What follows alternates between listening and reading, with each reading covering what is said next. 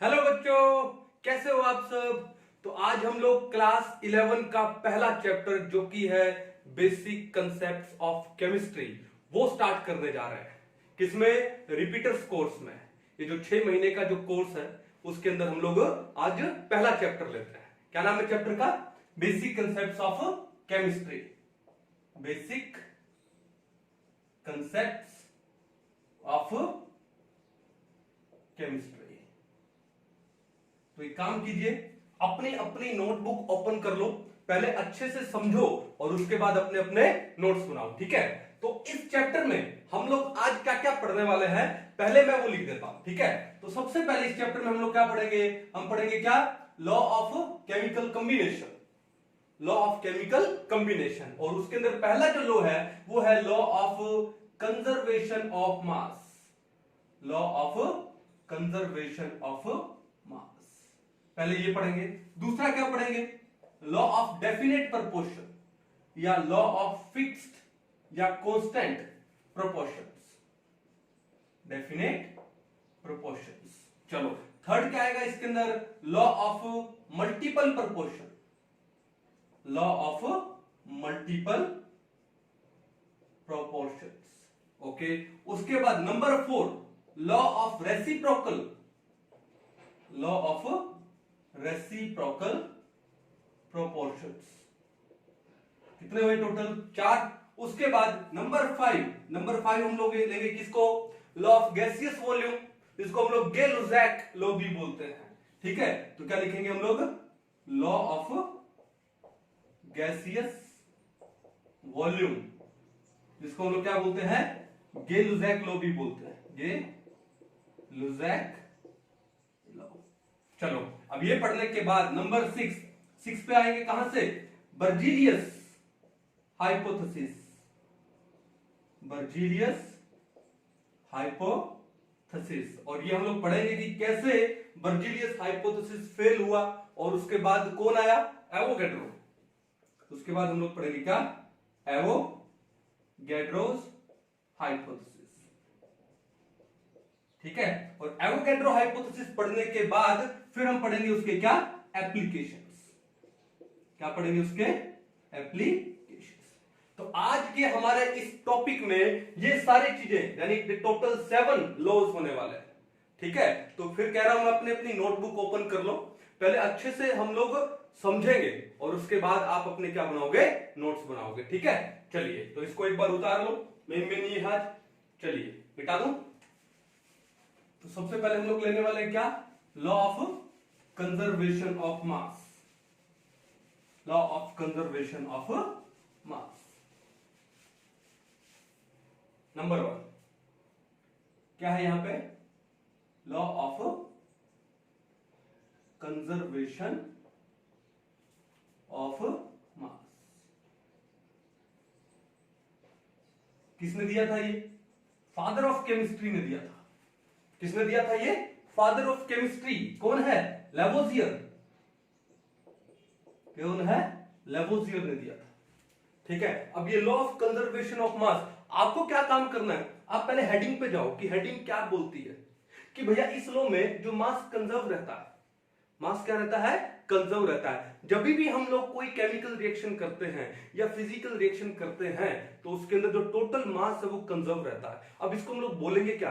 कैसे बोलेंगे? ठीक है, तो हम लोग क्या बोलेंगे? That the mass is neither created nor be destroyed in a chemical और फिजिकल रिएक्शन। तो सिंपल सी डेफिनेशन है, लिख लेते हैं क्या? मास is neither created, okay, nor destroyed, okay, in a chemical and physical reaction. किसी फिजिकल रिएक्शन में, chemical reaction में मास ना तो क्रिएट होता है और ना ही क्या होता है? डिस्ट्रॉय होता है। इसी को हम लोग क्या बोलते हैं? लॉ ऑफ कंजर्वेशन ऑफ मास। यानी मास क्या रहता है? कंजर्व रहता है।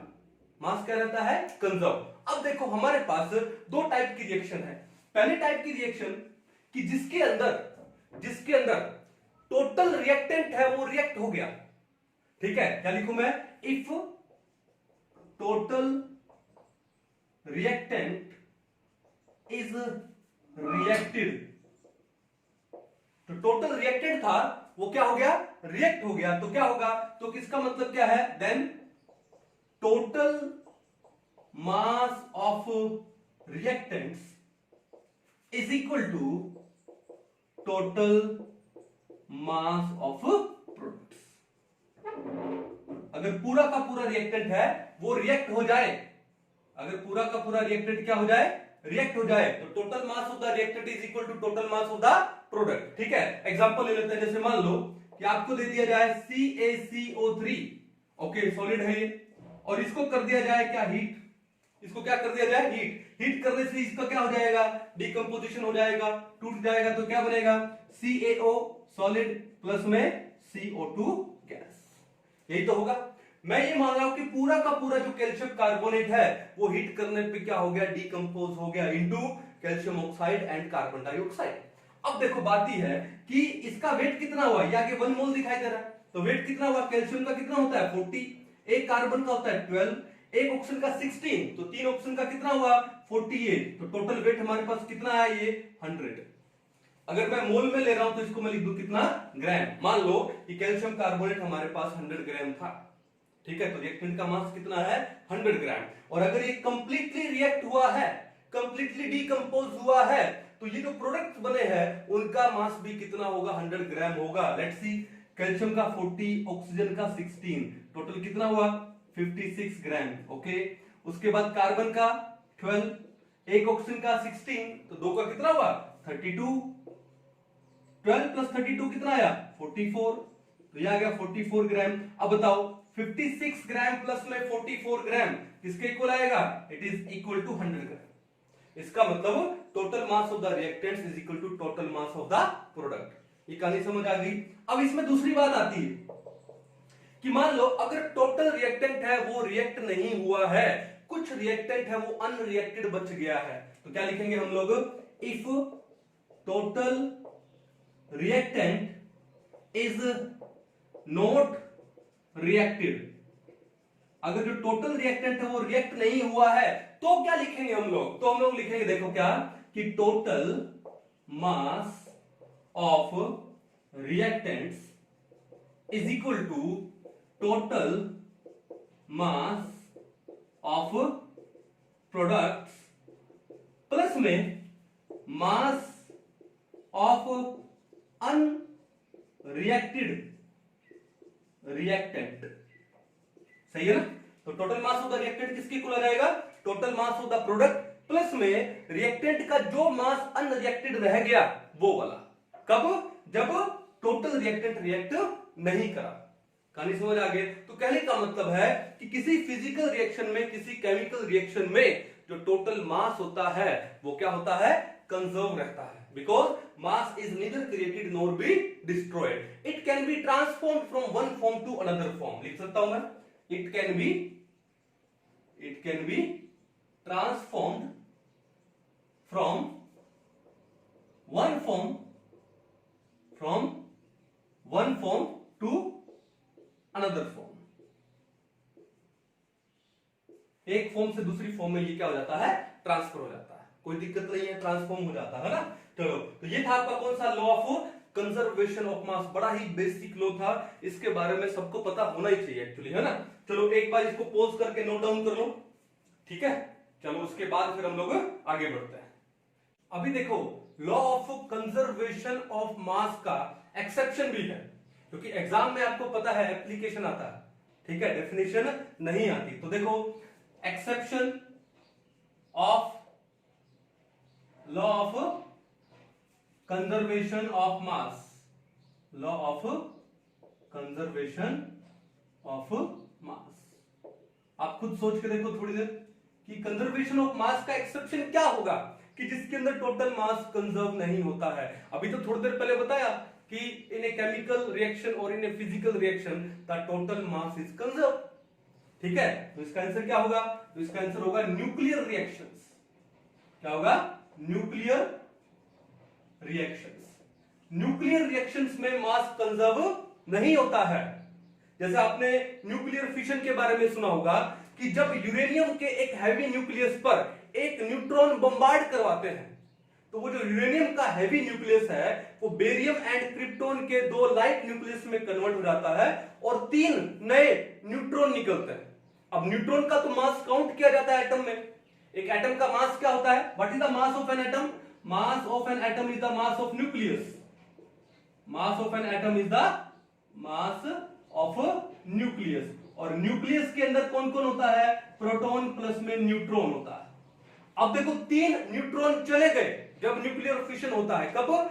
जब एक न्यूट्रॉन को हम लोग यूरेनियम के हैवी न्यूक्लियस पे बम्बार्ड करवाते हैं तो यूरेनियम का हैवी न्यूक्लियस है वो बेरियम एंड क्रिप्टोन में कन्वर्ट हो जाएगा और 3 न्यूट्रॉन निकल जाते हैं और एक चेन रिएक्शन स्टार्ट होती है।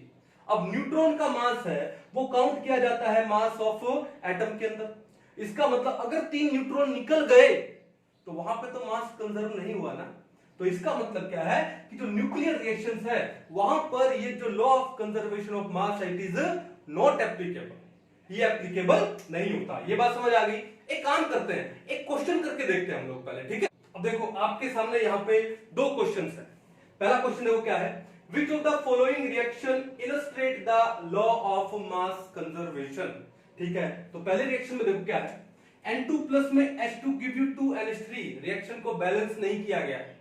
अब यहां पर रिएक्टेंट में कितने नाइट्रोजन है? 2 और प्रोडक्ट में कितना नाइट्रोजन है? 1। इसका मतलब क्या है कि एक नाइट्रोजन गायब हो गया। रिएक्टेंट में कितने हाइड्रोजन है? 2 और प्रोडक्ट में कितने हाइड्रोजन है? 3। तो यहां तो मास कंजर्व वाली कोई बात ही नहीं है, तो पहला ऑप्शन आपका इनकरेक्ट होगा। दूसरे पे आते हैं, देखो यहां पर कि बेरिलियम का न्यूक्लियस दिया है, यहां पर अल्फा पार्टिकल दिया है, तो क्या बना? कार्बन प्लस में न्यूट्रॉन। ये जो रिएक्शन है बड़ी इंपॉर्टेंट रिएक्शन है। जो न्यूट्रॉन का डिस्कवरी हुआ था वो इसी रिएक्शन से हुआ था। ठीक, अब यहां पर देखो कि मास कंजर्व। अब मास कौन सा है? ये मास होता है या ये मास होता है? ये होता है एटॉमिक मास। अब यहां पर 9 प्लस में 4 कितना हुआ? 13 हुआ। तो कार्बन बन रहा है, लेकिन यहां पर एटॉमिक मास कितना कार्बन का? 12 है। रिएक्टेंट का मास था 13 और जो प्रोडक्ट में जो कार्बन बन रहा है उसका मास कितना है? 12 और एक न्यूट्रॉन है वो चला गया। इसका मतलब यहां पर भी मास कंजर्व नहीं रहा, तो ये भी आंसर नहीं होगा। नंबर 3 पे जाते हैं, देखो यहां पर कि AgNO3 प्लस में NaCl give you AgCl plus में NaNO3। देखो ध्यान से, 1 Ag 1 Ag, NO3 एक है, यहां भी एक NO3 है, Na एक है, Na भी एक है और Cl एक है, Cl भी एक है। इसका मतलब इक्वेशन नंबर 3 ऑप्शन नंबर 3 में मास क्या रह रहा है? टोटल कंजर्व रह रहा है। जितने रिएक्टेंट है उतने ही प्रोडक्ट है, उनका नंबर सेम है। तो जो ऑप्शन नंबर 3 है, रिएक्शन नंबर 3 है, वो आपको क्या शो कर रही है? लॉ ऑफ कंजर्वेशन ऑफ मास। और ऑप्शन क्या है? 4 ऑल ऑफ दीज। ये तो वैसे ही नहीं होगा, बड़ा बेसिक सा क्वेश्चन था। अब देखो नेक्स्ट क्वेश्चन क्या दिया यहाँ पे कि 4.8 ग्राम KClO3 व्हेन हीटेड। KClO3 क्या बोलते हैं इसको? पोटेशियम क्लोरेट बोलते हैं। इसको हीट करेंगे तो क्या बनेगा? ये बनेगा KCl प्लस में O2। और अगर मैं इसको बैलेंस कर दूं, अगर मैं इसको क्या कर दूं? बैलेंस कर दूं, देखो 2 मोल ऑफ KClO3 आपको 2 मोल ऑफ KCl देगा और 3 मोल क्या देगा? O2 देगा। ये बात क्लियर है? चलो, इन्होंने क्या बोला कि व्हेन हीटेड प्रोड्यूस्ड कितना? 1.9 ग्राम और KClO3 इन्होंने कितना दिया? 4.8 ग्राम दिया। ओके, इसको हीट करेंगे तो ऑक्सीजन कितनी मिलेगी? 1.9 ग्राम ऑक्सीजन मिलेगी। और एंड द रेजिड्यू, कौन है रेजिड्यू? KCl है। लेफ्ट बिहाइंड कितना है? 2.9 ग्राम, तो KCl मिलेगा 2.9 ग्राम। तो एक काम करो, इसको ऐड करो, 2.9 प्लस में 1.9 कितना होता है? 4.8 होता है। इसका मतलब ये कौन सा लॉ शो करेगा? Law of conservation of mass. क्यों? Total mass of the reactant is equal to the total mass of the product. Total mass of the product. तो ये रिएक्शन आपकी law of conservation of mass को show करेगी। तो law of conservation of mass का exception क्या होगा? सिर्फ न्यूक्लियर रिएक्शंस होगा। अच्छे से आपको समझ आया? ठीक है, एक बार इसको नोट डाउन कर लो और उसके बाद फिर हम लोग पढ़ते हैं क्या? Law of definite proportion. पढ़ते हैं क्या? एक्सेप्शन। ठीक है, किसका एक्सेप्शन पढ़ेंगे? लॉ ऑफ डेफिनेट प्रपोर्शन का। चलो एक्सेप्शन बाद में करते हैं, पहले डेफिनेट प्रपोर्शन पढ़ते हैं। क्या नंबर 2 क्या है? लॉ ऑफ डेफिनेट बोलो, या फिर मैं इसको बोलूं फिक्स्ड बोलो, या फिर मैं इसको क्या बोलूं कांस्टेंट बोलूं, एक ही बात है, कांस्टेंट प्रोपोर्शंस।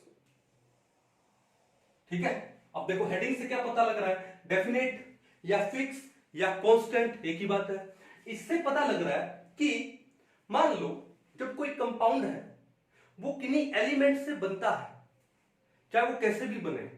ठीक है, एग्जांपल लेके देखते हैं, जैसे फॉर एग्जांपल मान लो वाटर बना है, क्या बना है, वाटर बना है, या फिर मान लो CO2 बना है। ठीक है, मान लो फिर क्या लिखे हम लोग, जैसे अमोनिया बना है, NH3 बना है। ठीक है, तो जब कोई कंपाउंड है वो एलिमेंट से बनता है, ठीक है, तो क्या होता है कि वो एलिमेंट्स के फिक्स्ड रेशियो बाय मास से बनता है। ए compound is always formed by a fixed ratio by mass of the elements. ठीक है, जैसे मान लो वाटर है, अब वाटर में देखो हाइड्रोजन का अगर मैं मास लूं कितना आएगा 2, और ऑक्सीजन का मास लूं तो कितना आएगा 16 आएगा, और इसका एक फिक्स रेशियो है। अब इसका मैं सिंपल रेशियो कर दूंगा तो कितना हो जाएगा 1:8।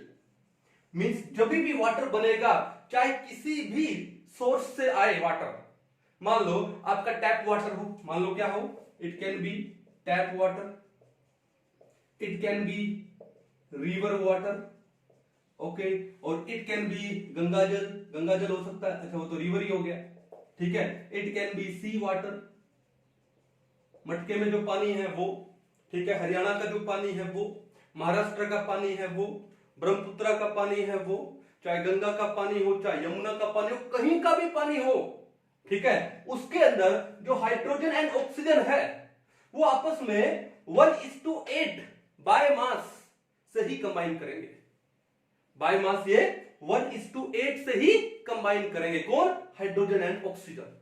तो इसको बोलते हैं लॉ ऑफ डेफिनेट प्रोपोर्शन, यानी यहां पर इस कंपाउंड में जो एलिमेंट्स है उनका जो रेशियो है बाय मास वो कांस्टेंट है, वो डेफिनेट है, वो फिक्स्ड है, इसलिए हम इसको क्या बोलते हैं, लॉ ऑफ डेफिनेट प्रोपोर्शन। कहानी समझ आ गई। जैसे CO2 ले लो, ठीक है, अब देखो मैं CO2 एक्सहेल कर रहा हूं, आप लोग भी CO2 एक्सहेल कर रहे हैं, आपके घर वाले भी CO2 एक्सहेल कर रहे हैं, और दुनिया में जितने भी ह्यूमन बीइंग्स हैं, ठीक है, वो क्या कर रहे हैं, CO2 एक्सहेल कर रहे हैं। अब उस CO2 में क्या क्या है, कार्बन है एंड ऑक्सीजन है। तो कार्बन का जो मास होगा वो कितना है 12, और एक ऑक्सीजन का 16, दो का कितना होगा 32। ठीक है, इसका मतलब CO2 किसी भी सोर्स से आए, CO2 किसी भी सोर्स से आए, उसमें कार्बन एंड ऑक्सीजन है, उनका ratio by weight by mass 12:32 होगा। और अगर इसको मैं सिंपल होल नंबर में ले आऊं तो कितना हो जाएगा 3:8 हो जाएगा। Means whenever carbon and oxygen combine together to form CO2, they combine in a fixed ratio by mass, और वो कौन सा है, सिंपल रेशियो 3:8 है।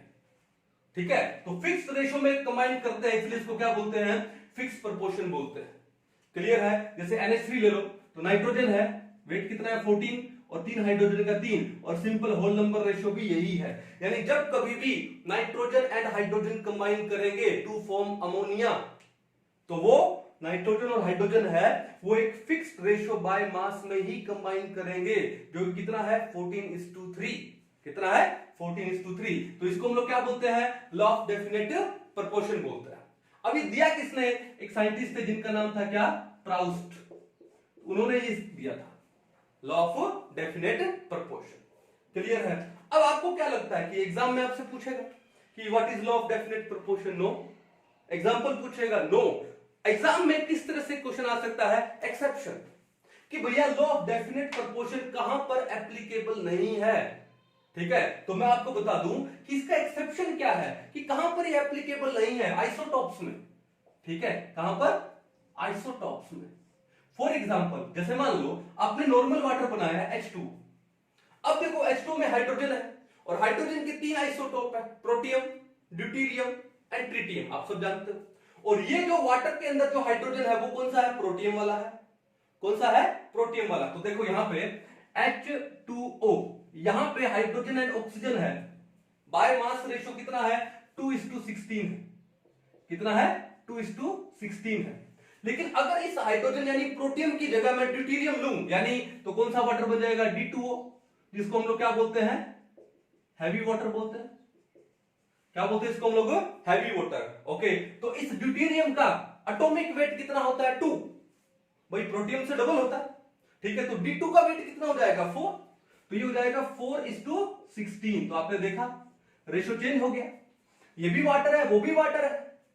ठीक है, लेकिन रेशो बाय मास क्या हो गया चेंज हो गया, यहां पे 2:16 यहां पे 4:16।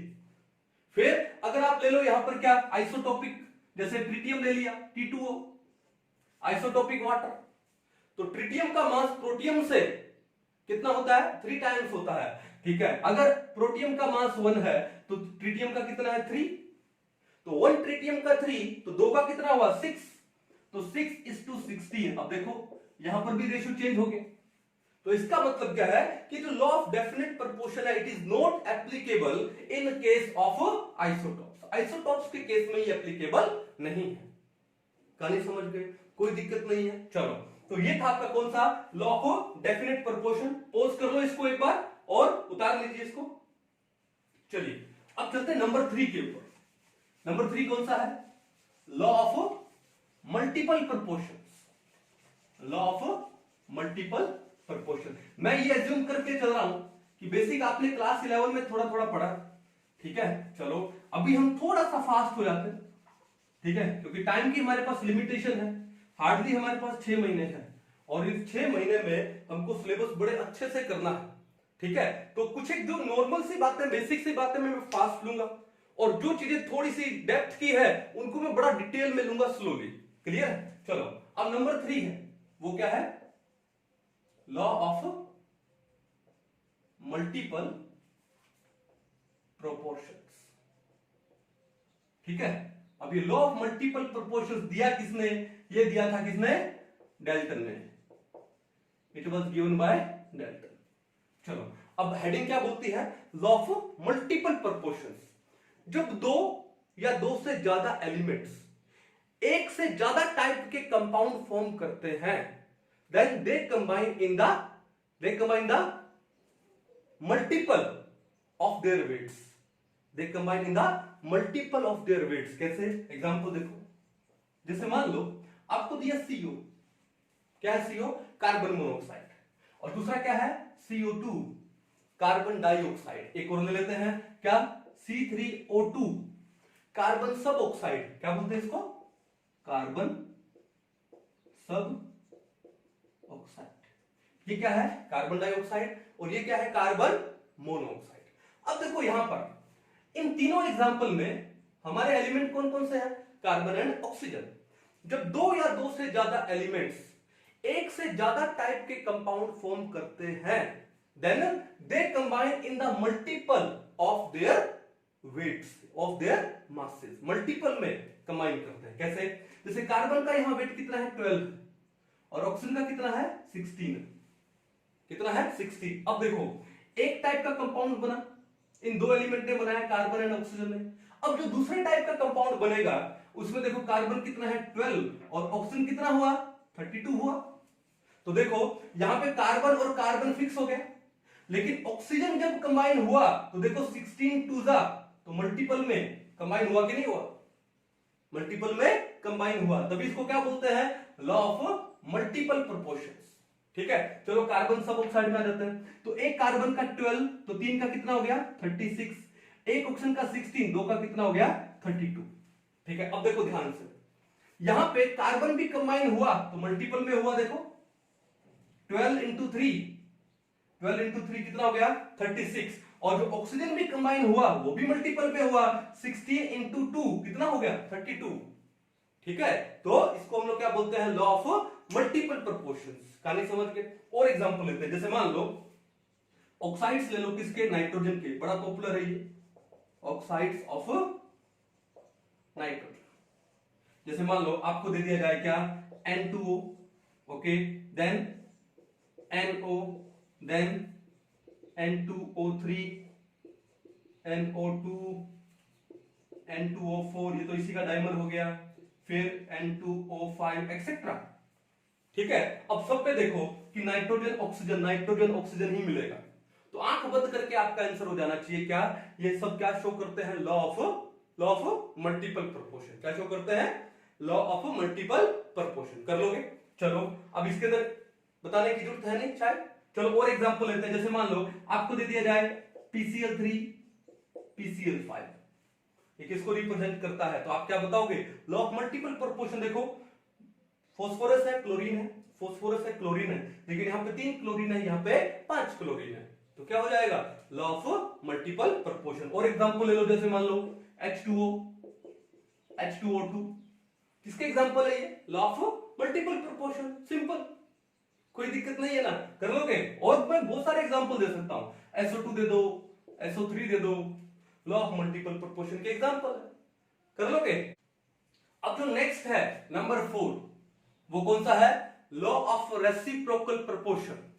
कौन सा है, law of reciprocal proportions, reciprocal proportions. और ये दिया किसने था, रिक्टर भाई साहब ने दिया था ये। ठीक है, मैंने क्या बोला, एग्जाम में डेफिनेशन नहीं आएगी, एग्जाम में क्या आएगी, एप्लीकेशन आएगी। तो रेसिप्रोकल प्रोपोर्शन के एप्लीकेशन क्या है वो हम लोग बात करते हैं। ठीक है, चलो बात ही है कि एक एग्जांपल लेते हैं। जैसे मान लो मैंने एक एग्जांपल लिया किसका, SO2, सल्फर डाइऑक्साइड। अब सल्फर डाइऑक्साइड में क्या है कि 2 एलिमेंट है। कितने एलिमेंट है, 2, एक है सल्फर और एक क्या है, ऑक्सीजन, और वो दोनों आपस में एक फिक्स्ड रेशियो बाय वेट से क्या हुए हैं, कंबाइन हुए हैं। ठीक है, अब ये जो 2 एलिमेंट है सल्फर एंड ऑक्सीजन, ये दोनों एलिमेंट किसी थर्ड एलिमेंट से क्या करेंगे, कंबाइन करेंगे, किसी थर्ड एलिमेंट के फिक्स्ड वेट के साथ में क्या करने वाले हैं, कंबाइन करने वाले हैं। जैसे सल्फर ने हाइड्रोजन के साथ कंबाइन किया तो क्या बनाया, H2S। ऑक्सीजन ने भी हाइड्रोजन के साथ में कंबाइन किया तो क्या बना दिया, H2O। क्या बना दिया, H2O। ठीक है, तो ये आपस में किस में आते हैं, फिर रेसिप्रोकल प्रोपोर्शन में आते हैं। किस में आते हैं, आपस में रेसिप्रोकल प्रोपोर्शन में आते हैं। ठीक है, डेफिनेशन की जरूरत ही नहीं है अपने को, डायरेक्ट एग्जांपल से। ठीक है, फिर मैं आपको इसका एक शॉर्टकट बताऊंगा कि कैसे करते हैं। देखो शॉर्टकट ये है, आपको जैसे मैं एक एग्जांपल देता हूं। जैसे मान लो आपको दिया हो, मान लो PH3, आपको दे दिया H2O और आपको दे दिया क्या, P2O5। ठीक है, फिर पूछा है कि ये law of reciprocal proportion show करता है या नहीं करता है, तो हम लोग कैसे देखेंगे, देखो ध्यान से। आप देखो इस पहले एग्जांपल में कितने एलिमेंट है, 2, P एंड H। कितने एलिमेंट है, 2, P एंड H। तो टोटल कितने एलिमेंट होने चाहिए, कितने टाइप के एलिमेंट होने चाहिए, 3 होने चाहिए, तो 2 तो हो गए। अब बाकी एग्जांपल में देखो, अब इसमें देखो यहां पर क्या है, H, यानी ये जो एलिमेंट H था वो तीसरे एलिमेंट O के साथ में कंबाइन किया है। चलो फिर इस एग्जांपल में क्या है, ये जो दूसरा बचा हुआ एलिमेंट O है वो तीसरे एलिमेंट O के साथ में क्या किया, कंबाइन किया कि नहीं किया, किया। इसका मतलब ये law of reciprocal proportion show करेंगे। नहीं आया समझ, दोबारा समझता हूं। देखो जैसे मान लो कि आपको एक एग्जांपल और दे दिया जाए। जैसे मान लो आपको दे दिया इन्होंने N2O5, ठीक है, फिर आपको दे दिया क्या, NH3, फिर आपको दे दिया H2। ठीक है, अब आपसे पूछा है कि ये law of reciprocal proportion show करेगा या नहीं करेगा, तो कैसे देखना आपको, पहले देखो इन तीनों में टोटल कितने टाइप के एलिमेंट है। तो मैंने देखा नाइट्रोजन है, ऑक्सीजन है और हाइड्रोजन, टोटल 3 टाइप के एलिमेंट है। क्लियर है।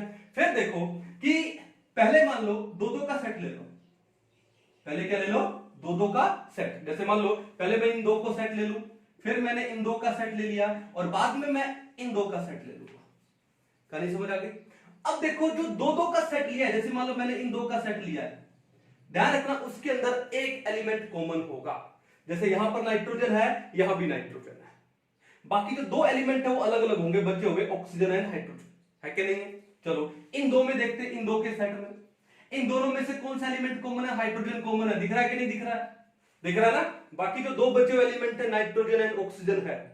फिर फर्स्ट और थर्ड में आ जाओ, इन दोनों में कॉमन कौन है, ऑक्सीजन कॉमन है, और बाकी के 2 बचे हुए नाइट्रोजन एंड हाइड्रोजन है। ठीक है, और जो एलिमेंट कॉमन आता है वो रिपीट नहीं होना चाहिए। जैसे मान लो इन दोनों में कॉमन कौन सा आया था, नाइट्रोजन, इन दोनों में से कॉमन कौन था, हाइड्रोजन, और इन दोनों में से कॉमन कौन था, ऑक्सीजन। कॉमन वाला एलिमेंट रिपीट नहीं होना चाहिए, तो वो law of reciprocal proportion show करेगा। कहानी समझ आ रही है? कोई दिक्कत नहीं है। और एग्जांपल दे सकता हूं, देखो मैं, जैसे मान लो आपको दे दिया जाए H2O, ठीक है, फिर आपको दे दिया जाए HCl, फिर आपको दे दिया जैसे मान लो Cl2O7, बताओ ये law of reciprocal proportion show करेगा क्या? ठीक है, तो सबसे पहले आपको क्या देखना है, टोटल कितने टाइप के एलिमेंट्स होने चाहिए, 3। तो देखो यहां पर कौन कितने टाइप के एलिमेंट है, हाइड्रोजन है, ऑक्सीजन है, क्लोरीन है, तो टोटल 3 टाइप के एलिमेंट है। फिर दो दो का सेट बनाओ, इन दो के सेट में कॉमन कौन है, हाइड्रोजन कॉमन है। कॉमन कौन है, हाइड्रोजन, तो पहले वाले में हाइड्रोजन कॉमन है। इन दो के सेट में कौन कॉमन है, क्लोरीन कॉमन है। और इन दो के सेट में कौन कॉमन है, ऑक्सीजन कॉमन है। देखा, जो कॉमन है वो रिपीट नहीं हुआ, इसका मतलब ये law of reciprocal proportion show करेंगे। कितना सिंपल है यार, ठीक है। अब एग्जाम में इसके ऊपर कैसे भी क्वेश्चन आ जाए, सिंपल सा मेथड लगाओ और ज्यादा से ज्यादा कितना टाइम लगेगा, 5 सेकंड में आपका ये क्वेश्चन हो जाएगा। समझ आया? कंपटीशन में ऐसा चलता है। चलिए, तो इसको एक बार नोट डाउन कर लो। ओके, चले आगे। चलिए, टोटल कितने हो गए हमारे, 4। अब नेक्स्ट कौन सा है, नेक्स्ट हमारे पास है क्या, law of gaseous volume. Law of gaseous volume पढ़ते हैं अच्छे से इसको भी। Number 5, law of gaseous volume. किसने दिया था ये, गे लुजैक। गे लुजैक ने दिया था लॉ ऑफ गैसियस वॉल्यूम। अब गे लुजैक भाई साहब क्या कहते हैं, पहली बात तो ये जो लॉ है वो सिर्फ गैसियस रिएक्टेंट्स एंड प्रोडक्ट्स के लिए है। पहली बात तो ये लॉ किसके लिए है, गैसियस रिएक्टेंट्स एंड प्रोडक्ट्स के लिए। दूसरी बात, ये क्या बोलते हैं, at same temperature and pressure. भैया अगर टेम्परेचर और प्रेशर सेम रहे तो जो गैसेस कंबाइन करती है ना, they combine in the fix ratio of their volume. Gases जब कंबाइन करती है then they combine in the fix ratio of their volume. तो ये क्या बोलते हैं कि gases combine in the fixed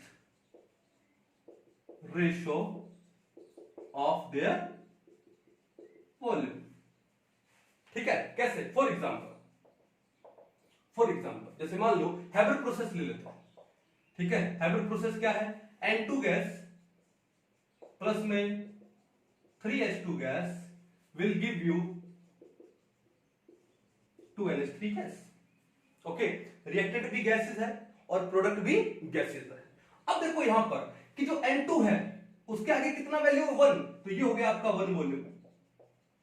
H2 के कितने वॉल्यूम लगे, 3 वॉल्यूम। तो अमोनिया के कितने वॉल्यूम बने, 2 वॉल्यूम बने। कितने वॉल्यूम बने, 2 वॉल्यूम। मींस जब कभी भी नाइट्रोजन और हाइड्रोजन कंबाइन करेंगे, अमोनिया फॉर्म करेंगे, दे combine in this fix ratio by there volume 1:3:2। ये हमेशा इस fixed ratio of their volume में ही कंबाइन करेंगे, इससे अलग नहीं जाने वाले हैं। तो इसको हम लोग क्या बोलते हैं, लॉ ऑफ गैसियस वॉल्यूम बोलते हैं, या गे लुजैक लॉ ऑफ गैसियस वॉल्यूम बोलते हैं। सिंपल। और एग्जांपल ले सकते हैं, जैसे मान लो H2 गैस प्लस में Cl2 gas will give you 2HCl gas. कितना हो गया ये, 1 volume. Means 1 volume of H2 combines with 1 volume of Cl2 to give you 2 volume of HCl। तो रेशियो क्या है, 1:1:2। क्या रेशियो आएगा, 1:1:2। ठीक है, तो ये क्या है तुम्हारा लॉ ऑफ गैसियस वॉल्यूम। क्या है ये, लॉ ऑफ गैसियस वॉल्यूम। बड़ा ही बेसिक लॉ था। ठीक है, अब बात ये है कि इस लॉ का बेनिफिट क्या हुआ सर, इसमें तो कोई स्पेशल बात दिखी नहीं। स्पेशल बात ये है कि ये जो रेशियो आ रहा है ना बाय वॉल्यूम, यही रेशियो आता है इनका मोल का। यानी इस लॉ ने मोल को वॉल्यूम के साथ में क्या कर दिया, रिलेट कर दिया। मोल को किसके साथ में रिलेट कर दिया, वॉल्यूम के साथ में। यानी अगर मैं देखो ऊपर हैबर प्रोसेस में नंबर ऑफ मोल्स का रेशियो लेता तो N2 का कितना मोल है, 1 मोल। H2 के कितने मोल है, 3 मोल। तो अमोनिया के कितने मोल बने? 2 मोल्स। ठीक है, तो रेशियो कितना आया? 1:3:2। यही रेशियो नहीं आया क्या? यानी ये जो गैसियस वॉल्यूम का जो लॉ है उसने वॉल्यूम को रिलेट कर दिया किसके साथ में? नंबर ऑफ मोल्स के साथ में। तो ये वॉल्यूम को मोल के साथ में रिलेट करता है। वॉल्यूम मोल के साथ रिलेट करने का मतलब क्या हुआ कि नंबर ऑफ मॉलिक्यूल्स के साथ रिलेट करता है। सो दिस लॉ मैं लिख देता हूं यहां पे, this law relates volume, gaseous volume with number of moles और यू कैन से और number of molecules of gas. लेकिन ये जो लॉ है ये वॉल्यूम रेशियो को किसके साथ में रिलेट नहीं करता है? मास के साथ में रिलेट नहीं करता है। ठीक है ना, तो याद रखना, but it does not relate with mass, mass के साथ में रिलेट नहीं करता है। याद रख लेना अच्छे से, ये जो लॉ है ये वॉल्यूम को रिलेट करता है नंबर ऑफ मोल्स के साथ में या फिर नंबर ऑफ मॉलिक्यूल्स के साथ में ऑफ गैसेस, लेकिन उन गैसेस के मास के साथ में रिलेट नहीं करता है। ठीक है, तो ये क्या आपका law of gaseous volume. Okay, pose कर लो एक बार इसको, अच्छे से नोट डाउन कर लीजिए, फिर हम लोग आगे बढ़े। चलिए अब आते हैं नंबर 5 के बाद नंबर 6 पे। नंबर 5 के बाद नंबर 6 पे। और नंबर 6 क्या है? Berzelius hypothesis. क्या है? Berzelius hypothesis. पढ़ेंगे अच्छे से डिटेल में। ठीक है, चलो नंबर 6 क्या है?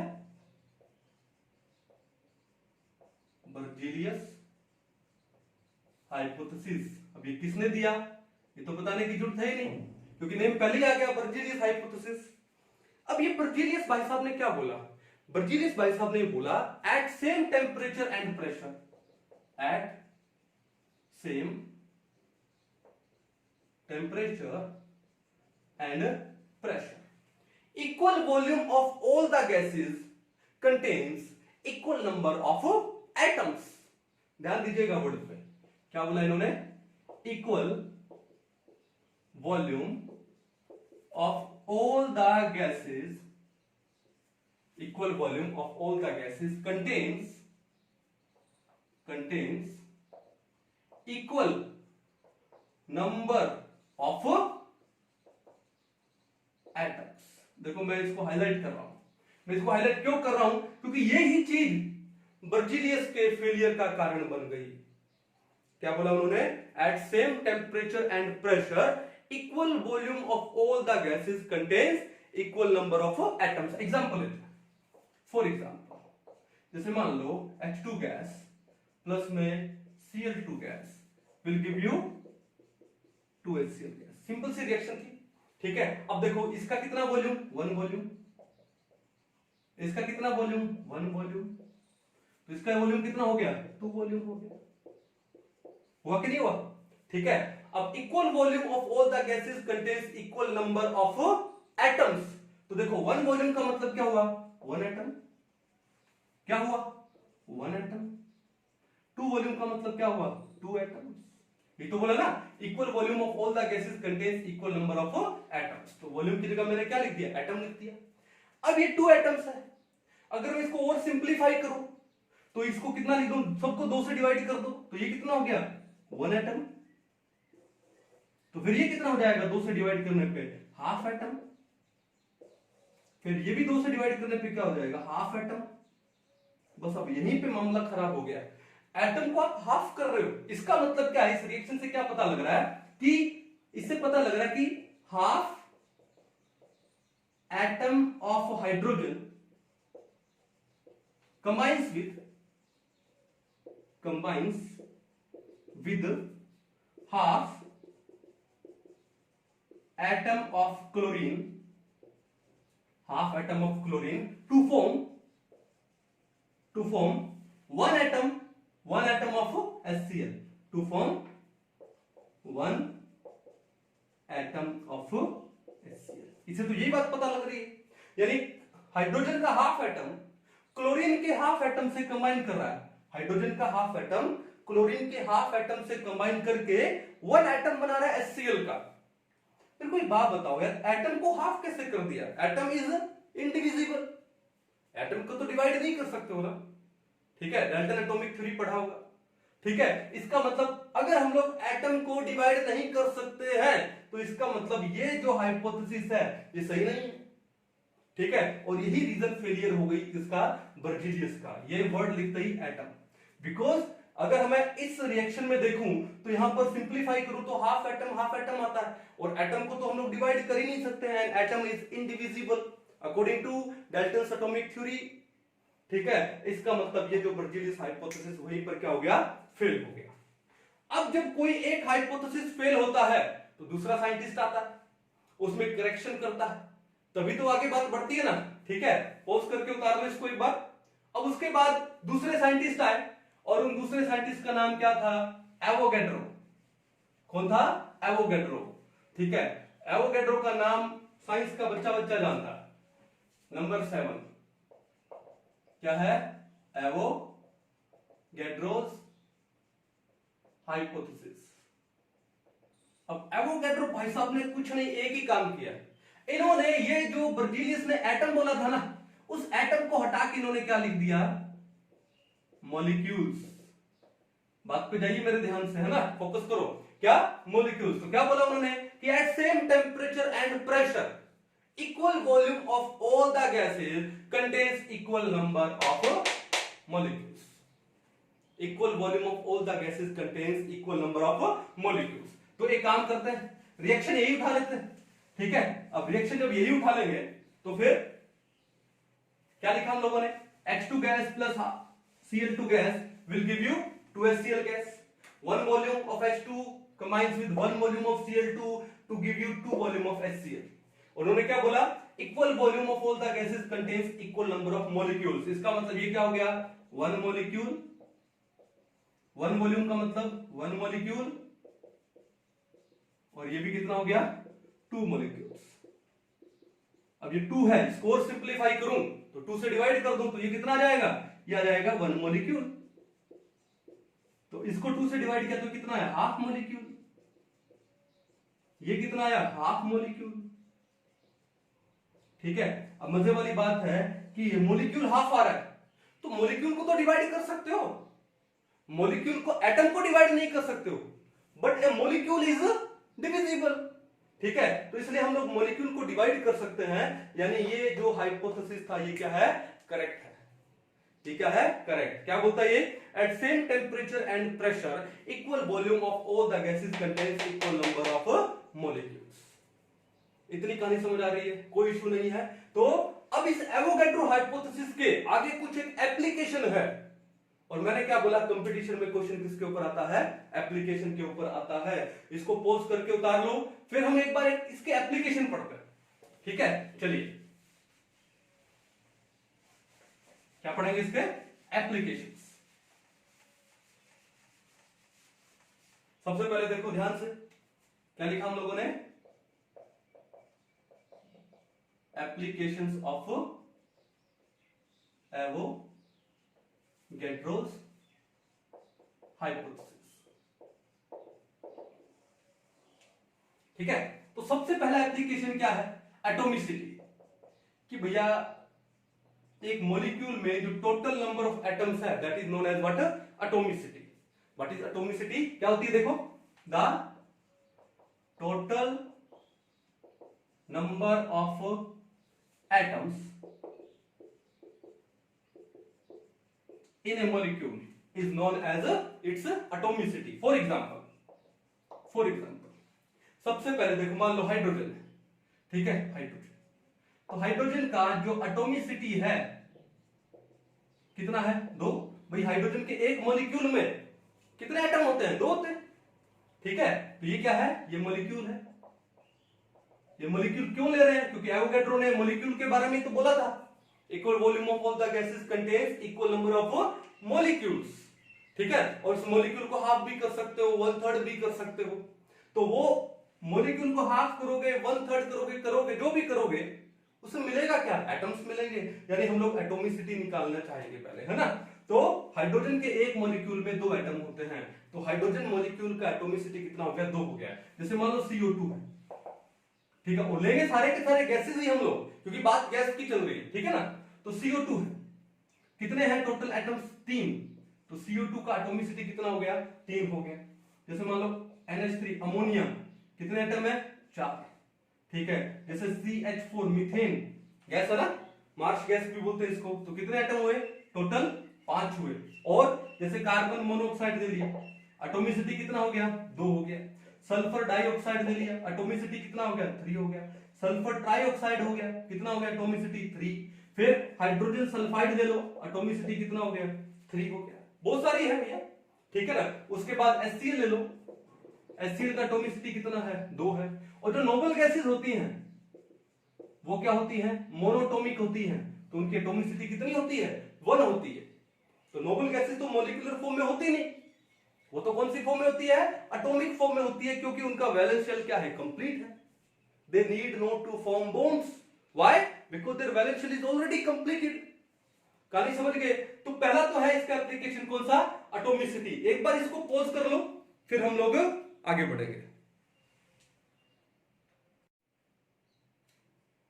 तो अभी जो नेक्स्ट हम लोग पढ़ने वाले हैं वो कौन सा है, relation between molecular weight and vapour density. बड़ा इंपॉर्टेंट है भाई, ओके, अच्छे से समझ लीजिएगा, जिसने क्लास 11 में ये डिटेल में नहीं पढ़ा वो, ठीक है।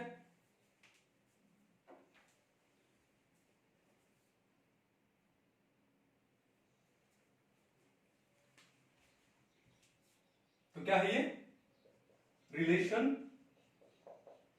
बिटवीन, नंबर 2 ले लेता हूं इसको मैं, रिलेशन बिटवीन मॉलिक्यूलर मास या फिर molecular weight and vapour density, and vapour density, ठीक है। चलो बात यह है, तो सबसे पहले हमको पता होना चाहिए कि वेपर डेंसिटी क्या होती है। So the vapour density of a gas is the ratio of density of the gas to density of hydrogen. Hydrogen की डेंसिटी के साथ में रिलेट करते हैं। माइंड में आता है कि सर हाइड्रोजन के साथ ही क्यों रिलेट करते हो, अरे हाइड्रोजन है, एटॉमिक मास कितना है उसका, 1 है, ठीक है। तो सबसे लाइटेस्ट गैस है, ठीक है, सबसे बेसिक है, इसलिए हम लोग हाइड्रोजन के साथ में उसको रिलेट करते हैं। तो as we know that vapour density किसके इक्वल होती है, बताओ, it is equal to the density of a gas, density of a gas to density of hydrogen. तो हमने हाइड्रोजन के साथ में क्या कर दिया, इसको रिलेट कर दिया, किसको, डेंसिटी को, तो वो क्या आ जाएगा, वेपर डेंसिटी आ जाएगा। तो क्या लिख दूंगा इसको मैं, density of the gas upon density of hydrogen. Clear है। अब डेंसिटी किसके इक्वल होती है, मास बाय वॉल्यूम, ठीक है। एज वी नो डेंसिटी किसके इक्वल है, मास अपॉन में वॉल्यूम, सब जानते हैं, ठीक है। तो इसको यूटिलाइज करते हैं, कैसे लिखेंगे, देखो ध्यान से, इट इज इक्वल टू, अब डेंसिटी का मतलब क्या है, mass of a gas upon में क्या जाएगा, वॉल्यूम। अब वॉल्यूम कितना लोगे एक बार, हमको क्या पता, तो वॉल्यूम हमने क्या ले लिया, V लीटर ले लिया, तो हमने क्या लिख दूं, क्या मैं, मास of a gas of certain V litre volume, of certain V litre volume. Clear है। अपॉन, अगर उस गैस का वॉल्यूम V लिया है तो हाइड्रोजन का वॉल्यूम भी तो उतना ही लेना पड़ेगा, इक्वली लेना पड़ेगा, तो वो भी क्या ले लेते हैं, V। तो क्या लिखेंगे, upon mass of hydrogen of certain V litre volume. Clear है। अब मान लो let n molecules are present in V litre volume. मान लिया कि इस V लीटर वॉल्यूम में total number of gas molecules कितने प्रेजेंट है, n मॉलिक्यूल्स प्रेजेंट है। ये मान लिया, तो क्या होगा, तो वेपर डेंसिटी किसके इक्वल आ जाएगा बताओ, क्या आ जाएगा, क्या mass of a gas of n molecules, कितना, n मोलिक्यूल्स। इस v लीटर वॉल्यूम में हमने मान लिया टोटल गैस मोलिक्यूल्स कितने हैं, n है। चलो अपॉन में क्या लिखूं, मास ऑफ H2 यानी hydrogen of n molecules. Clear, इतना कोई दिक्कत नहीं।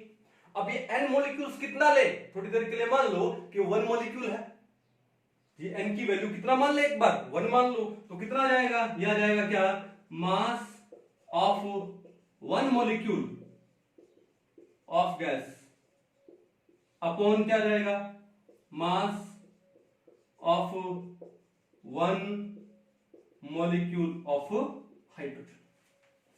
इतनी बात समझ आ गई। अब बात यह है कि हाइड्रोजन के एक मोलिक्यूल का मास कितना होता है, 2 होता है। हाइड्रोजन का एटॉमिक मास 1 और उसका जो मोलिकुलर मास है वो कितना होता है, 2 होता है। 2 यूनिफाइड मास या 2 एटॉमिक मास यूनिट। अब ये यूनिफाइड मास क्या है, एटॉमिक मास यूनिट क्या है, मोल कॉन्सेप्ट वाले टॉपिक में पढ़ेंगे हम लोग डिटेल में, ठीक है। तो हाइड्रोजन के एक मॉलिक्यूल का मास कितना होता है, 2, और वो हम लोग यहां पे पुट कर देते हैं, तो क्या जाएगा, ये आ जाएगा क्या, mass of 1 molecule of gas. अब इसका मास हमको नहीं पता क्योंकि गैस कौन सी है वो हमको नहीं पता, लेकिन हमको हाइड्रोजन के एक मॉलिक्यूल का मास पता है, कितना है, 2, और ये सब किसके इक्वल आ गया, वेपर डेंसिटी। अब किसी भी गैस के 1 मॉलिक्यूल का मास को हम लोग क्या बोलते हैं, मॉलिक्यूलर मास बोलते हैं। क्या बोलते हैं, मॉलिक्यूलर मास, ठीक है। चलो इतना समझ आ गया, यहां पर आ जाओ। तो वेपर डेंसिटी किसके इक्वल आ गई, it is equal to molecular mass या मॉलिक्यूलर वेट, एक ही बात है, ऑफ ए गैस अपॉन में कितना आ गया, 2। ये 2 यहां पे डिवाइड में है, यहां पर आके क्या हो जाएगा, मल्टीप्लाई में हो जाएगा। तो इसका मतलब क्या आ गया कि molecular mass of a gas, जिसको मैं लिख सकता हूं mw, क्या लिख सकता हूं, mw, मॉलिक्यूलर वेट mw लिख सकता हूं। मॉलिक्यूलर मास बोलो, मॉलिक्यूलर वेट बोलो, it is the same thing. तो molecular mass is equal to क्या जाएगा, क्या जाएगा, 2 इंटू में क्या है, वेपर डेंसिटी। 2 इंटू में क्या हो गया, वेपर डेंसिटी। बड़ा ही इंपॉर्टेंट फॉर्मूला है, माइंड में फिट कर लो कि किसी भी गैस का जो मॉलिक्यूलर मास होता है, जो मॉलिक्यूलर वेट होता है, वो वेपर डेंसिटी का डबल होता है। अब वो डबल क्यों हुआ, ट्रिपल क्यों नहीं हुआ, 4 टाइम्स क्यों नहीं हुआ, वो डबल कब आता है, क्योंकि हम इसको जो वेपर डेंसिटी को रिलेट करते हैं किससे, डेंसिटी ऑफ हाइड्रोजन के साथ में। अब डेंसिटी ऑफ हाइड्रोजन आएगा तो वहां से क्या आएगा, मास ऑफ हाइड्रोजन आएगा, और हाइड्रोजन के एक मॉलिक्यूल का जो मास होता है वो कितना होता है, 2 होता है। वो कितना होता है, 2, ठीक है। तो वो 2 यहां से आता है। ये 2 किसका है, it is the mass of 1 molecule of hydrogen. कहानी समझ आ रही है, तो बड़ा ही इंपॉर्टेंट ये रिलेशन है। एक बार इसको पॉज कर लो और इसको नोट डाउन कर लो और फिर हम लोग आगे बढ़ेंगे। आई होप अच्छे से समझ आया होगा आपको, है ना। चलिए चलिए आगे, नंबर 3 पे आते हैं हम लोग। नंबर 3 क्या है, relation between molar mass and volume. बड़ा इंपॉर्टेंट है ये भी। क्या है relation between molar mass and volume.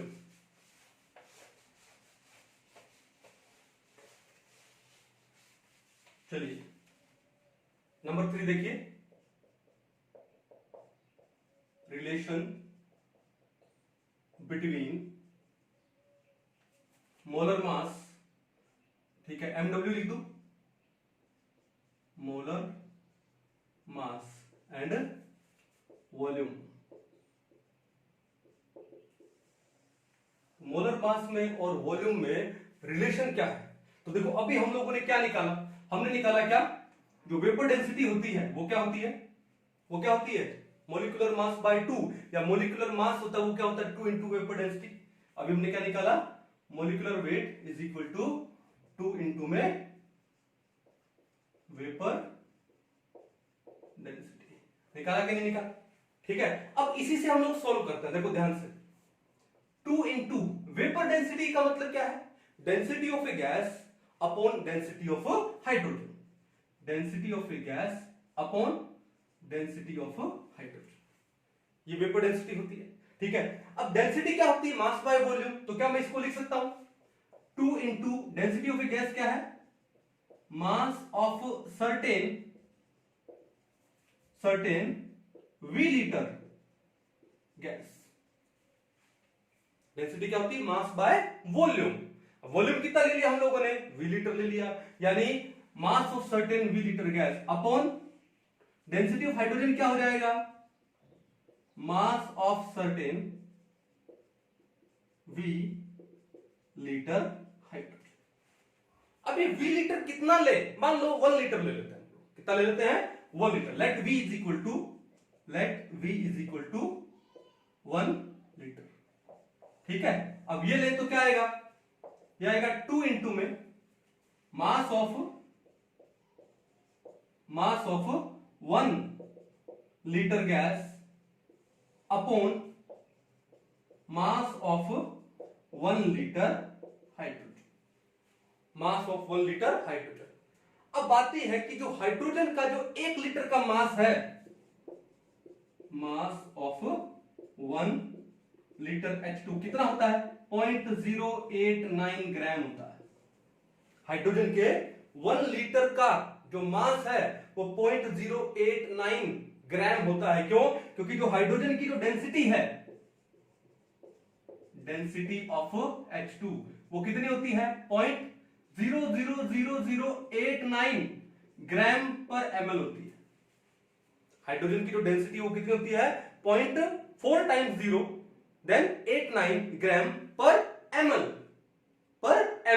लेकिन हम लोग किसकी बात कर रहे हैं? पर लीटर की बात कर रहे हैं। ठीक है, तो मैं लिख दूं इसको 0.089 ग्राम पर में लीटर, क्योंकि 1 ml में कितने लीटर होंगे? 10 टू रेज -3।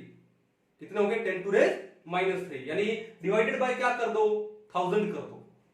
क्या कर दो? डिवाइडेड बाय 1000 कर दो। अब कितना आ जाएगा? ये 0.089 ग्राम पर लीटर आ जाएगा। सिंपल सी बात है।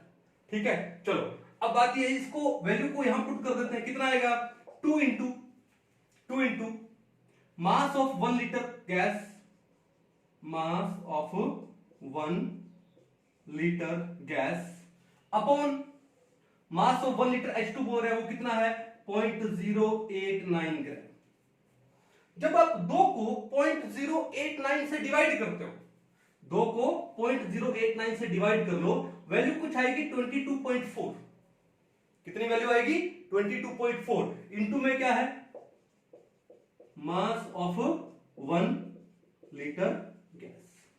इस 22.4 को अगर मैं 1 से मल्टीप्लाई करूं तो कितना आएगा? 22.4। तो यह आ जाएगा मास ऑफ 22.4 लीटर गैस। और ये क्या आ रहा है? मोलर मास,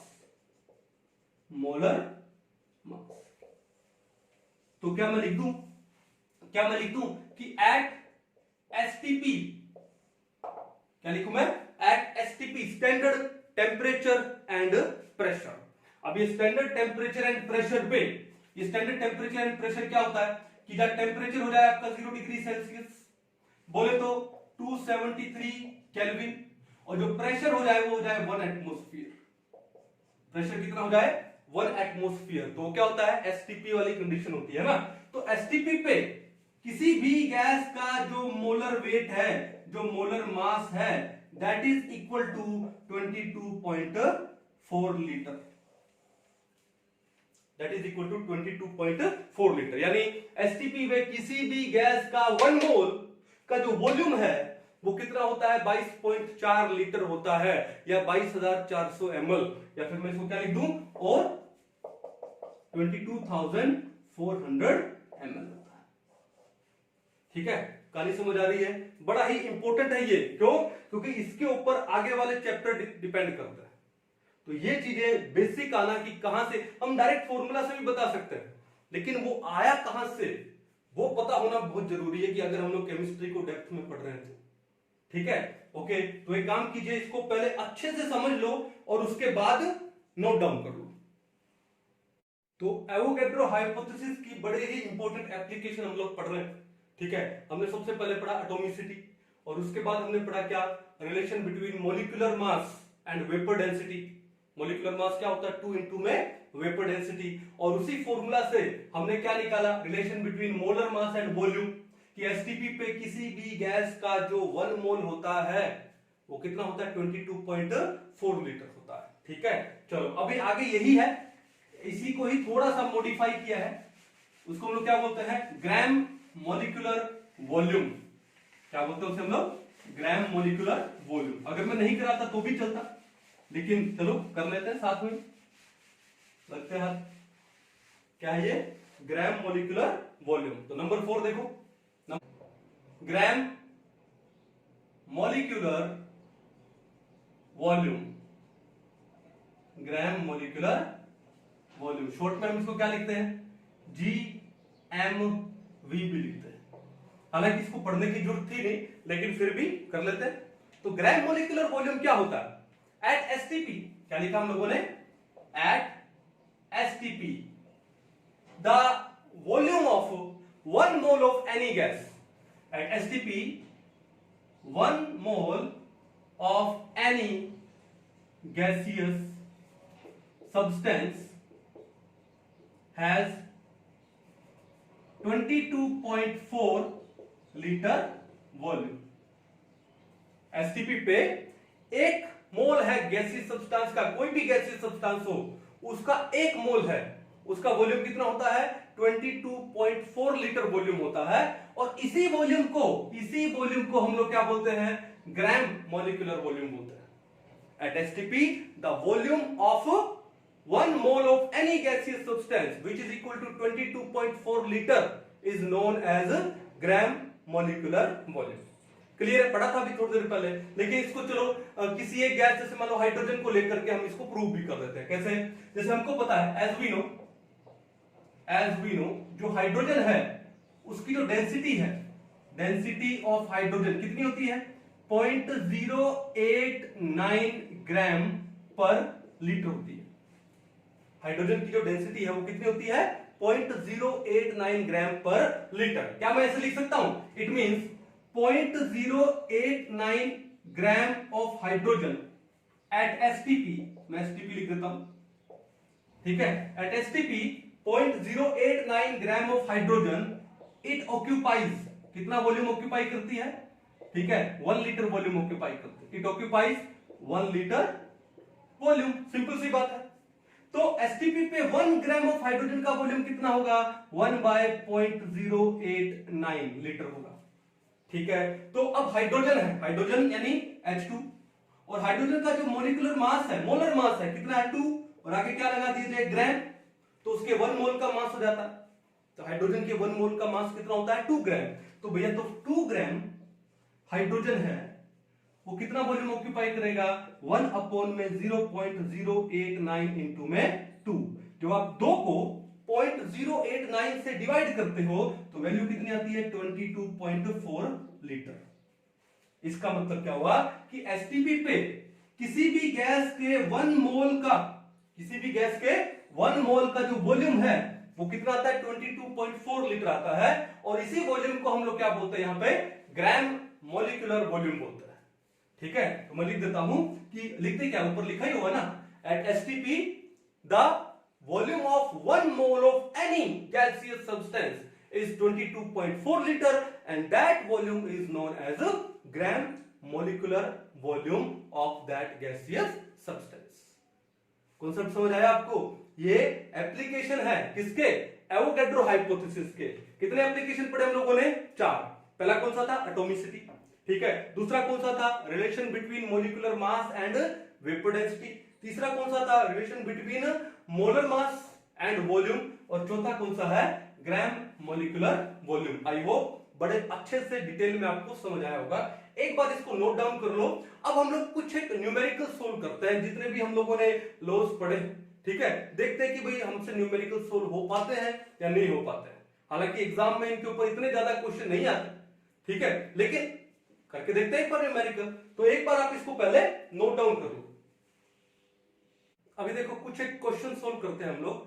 पहला क्वेश्चन देखो क्या दिया हुआ है यहाँ पे, which of the flowing combinations illustrate the law of multiple proportion.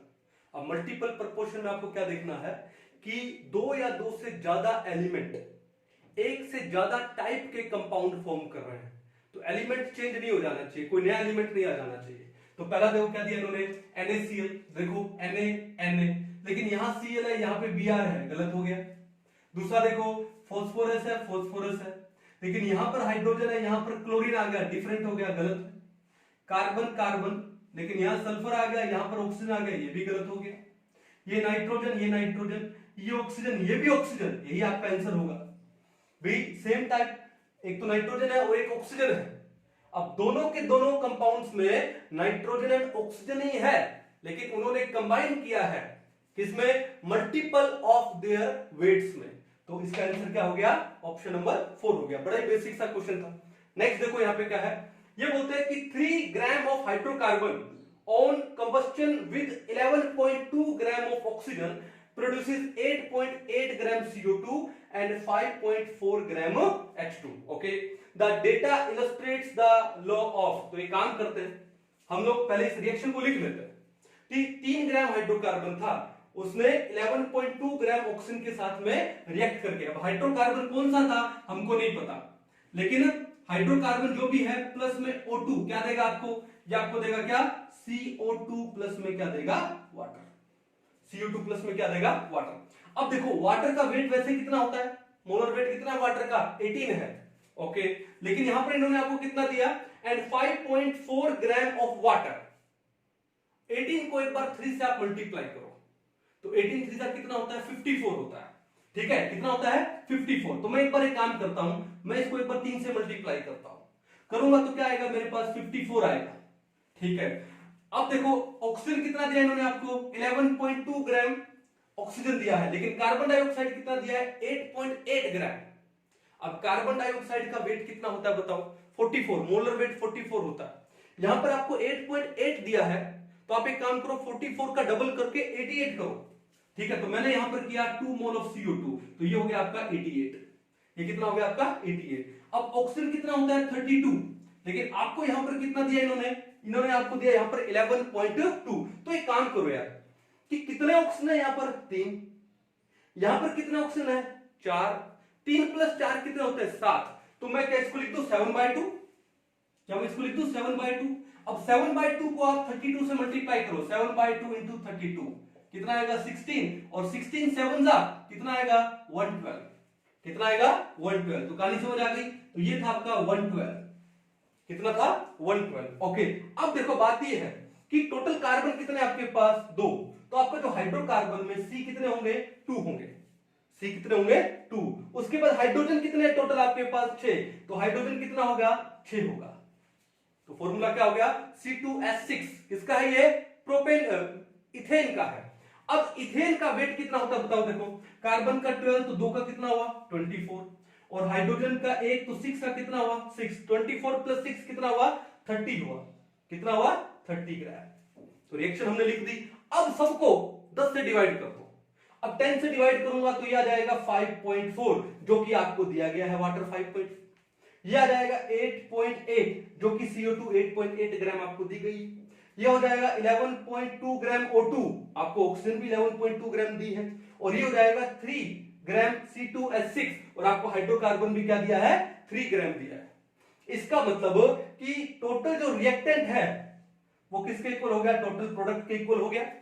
अब ये तो मैंने चलो बहुत ज्यादा डिटेल में ले गया, हालांकि ये क्वेश्चन मात्र 5 सेकंड का था। कैसे था देखो, यहां पर आपको रिएक्शन लिखने की जरूरत नहीं है, हम तो बहुत डिटेल में चले गए रिएक्शन पता करने के लिए कि भैया आपका वो रिएक्टेंट कौन सा है, हाइड्रोकार्बन कौन सा है, लेकिन यहां पे आपको जरूरत है नहीं। क्यों, देखो इन्होंने क्या बोला 3 ग्राम ऑफ हाइड्रोकार्बन, तो हाइड्रोकार्बन का वेट कितना 3 ग्राम, कंबाइन करता है कितने ग्राम ऑक्सीजन के साथ में 11.2, तो 3 प्लस में 11.2 कितना हो गया, ये हो गया 14.2। तो आपका जो रिएक्टेंट है उसका वेट कितना है 14.2 ग्राम है।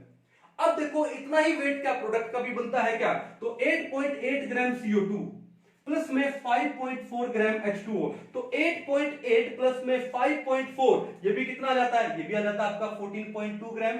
तो देखो mass of the reactant is equal to mass of the product, तो ये कौन सा हो गया, law of conservation of mass हो गया। तो इसका आंसर क्या आएगा, ऑप्शन नंबर 1 आएगा, कंजर्वेशन ऑफ मास। तो हम तो यहां पर डिटेल में चले गए कि भैया हाइड्रोकार्बन है कौन सा, इथेन है। आपको इस क्वेश्चन में तो पता ही नहीं करना कि हाइड्रोकार्बन है कौन सा।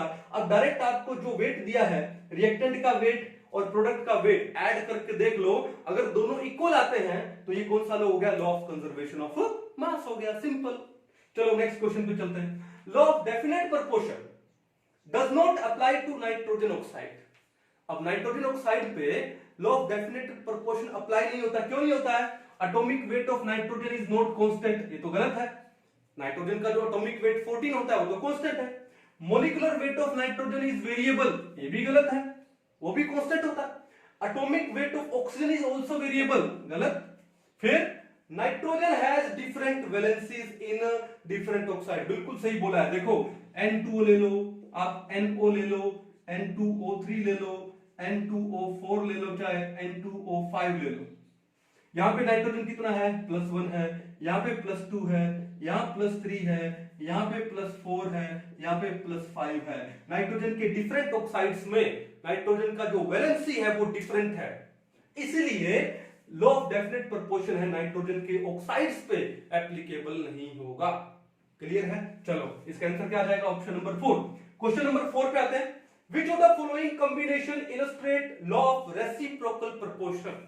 मैंने आपको रेसिप्रोकल प्रोपोर्शन में क्या बताया था कि आप देखो, पहले चलो डायरेक्ट करते हैं। ये है N2O3, N2O4, N2O5, ये कौन सा है, ये तो लॉ ऑफ मल्टीपल प्रोपोर्शन है। ये कौन सा है, लॉ ऑफ मल्टीपल प्रोपोर्शन। आपसे क्या पूछा गया है, रेसिप्रोकल प्रोपोर्शन। फिर देखो यहां पर PH3, हमने ये एग्जांपल भी किया था। हमने क्या किया था कि दो का सेट बना लो, फिर उसके बाद कॉमन एटम देखो, और वो कॉमन एटम है, बाकी इसमें रिपीट नहीं होना चाहिए। अब इन दोनों में सेट बनाया 2 का, तो यहां पे कॉमन कौन है, फास्फोरस है, ठीक है। अब इन दोनों का सेट बनाया तो यहां पे कॉमन कौन सा है, यहां भी फास्फोरस है, यहां भी कौन सा है, फास्फोरस है। ओके, इसका मतलब ये 2 बार कॉमन आ गया तो ये आपका आंसर नहीं हो सकता। तो पहला भी नहीं होगा, दूसरा भी नहीं होगा। थर्ड पे आते हैं, 2 का सेट बनाते हैं, कॉमन कौन है, कार्बन है। फिर इन दोनों में कॉमन कौन है, ऑक्सीजन है। और पहले और थर्ड में कॉमन कौन है, सल्फर है। तो देखो जो कॉमन है वो तीनों क्या है, डिफरेंट है। तो इसका आंसर आपका क्या आएगा, ऑप्शन नंबर 3 आएगा। और ऑप्शन नंबर 4 का तो वैसे ही मतलब नहीं है। तो आपने देखा कितने सिंपल से बेसिक से क्वेश्चन है। अगर आपका प्रैक्टिस शानदार है ना, तो ये क्वेश्चन बिल्कुल करेक्ट होंगे, बड़े इजीली आपसे सोल्व होंगे, और आपको नीट में 170+ मार्क्स लाने से कोई नहीं रोक सकता। ठीक है, तो आई होप आपको आज वाले कॉन्सेप्ट हैं, हमने टोटल कितने पढ़े हैं, 7 कॉन्सेप्ट पढ़े हैं। Law of conservation of mass, law of definite proportion, law of multiple proportion, law of reciprocal proportion, उसके बाद हमने पढ़ा था Gay Lussac means law of gaseous volume, फिर हमने क्या पढ़ा था, बर्जीलियस हाइपोथेसिस, और उसके बाद में एवोगैड्रो हाइपोथेसिस और उसकी कुछ एक एप्लीकेशन। आई होप आपको बड़े अच्छे से समझ आई होंगी। ठीक है, तो एक काम करते हैं, इसको एक बार नोट डाउन करो, मिलते हैं नेक्स्ट लेक्चर में। कौन सा, मोल कॉन्सेप्ट, बड़ा ही इंपॉर्टेंट टॉपिक है। ठीक है, मैंने आपको क्या बोला था, जो सिंपल टॉपिक्स हैं वो हम थोड़े फास्ट करेंगे, और जो टॉपिक थोड़े से डेप्थ वाले हैं उनको बड़ा डिटेल में करेंगे। तो मोल कॉन्सेप्ट को मैं बहुत ही डिटेल में करवाने वाला हूं आपको। ठीक है, तो अगर आपको ये वीडियो अच्छा लगा है तो इसको लाइक करो और अपने दोस्तों के साथ शेयर करो, और अगर अभी तक आपने सब्सक्राइब नहीं किया तो उसको सब्सक्राइब करो। तो मिलते हैं नेक्स्ट लेक्चर में मोल कॉन्सेप्ट में, तब तक के लिए थैंक यू।